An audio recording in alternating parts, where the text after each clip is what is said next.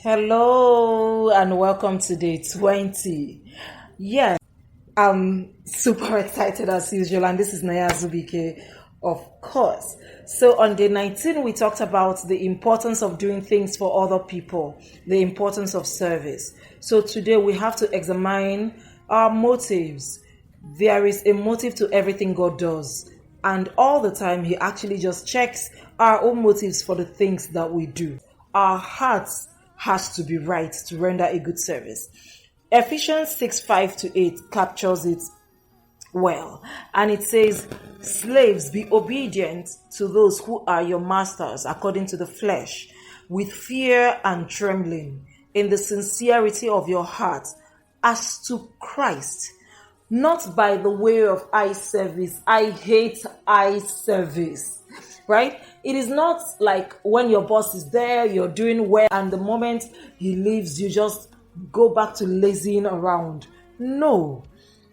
And not as men pleasers. You are not doing it. You're not doing the right things because you want to please any man. Right? Remember that if the man's ways pleases the Lord, he will make even his enemies to be at peace with him. So your focus, first of all, is to please God. That is why your motives has to be right. Right? So I continue. Not by way of eye service or as men pleasers, but as slaves of Christ, doing the will of God from the heart, with good will, render service as to the Lord and not to men. Render service as to the Lord and not to men, knowing that whatever good thing each one does, this he will receive back from the Lord, whether slave or free.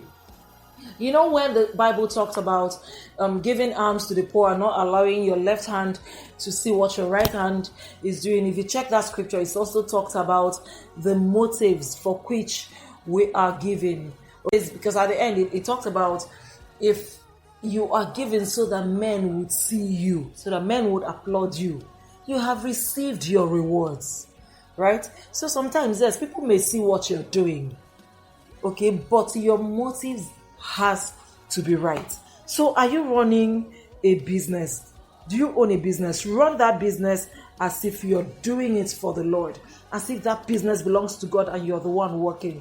Do it exactly the same way you will do it if God is standing in front of you, if God is your boss.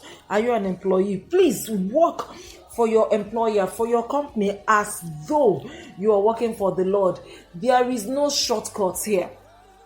Do it as if this is God telling you, right? To do everything as if you're doing it for the Lord.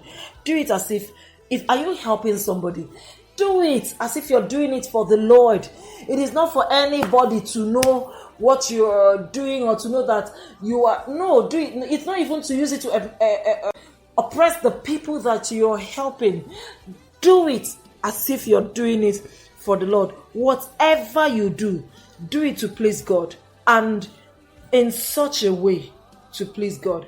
I love you always. I love you. You know, I pray for you every day, and I truly pray that these words will be engraved in your heart and it will cause a transformation in your life. I pray for you every day. Love you, and see you again tomorrow. Bye.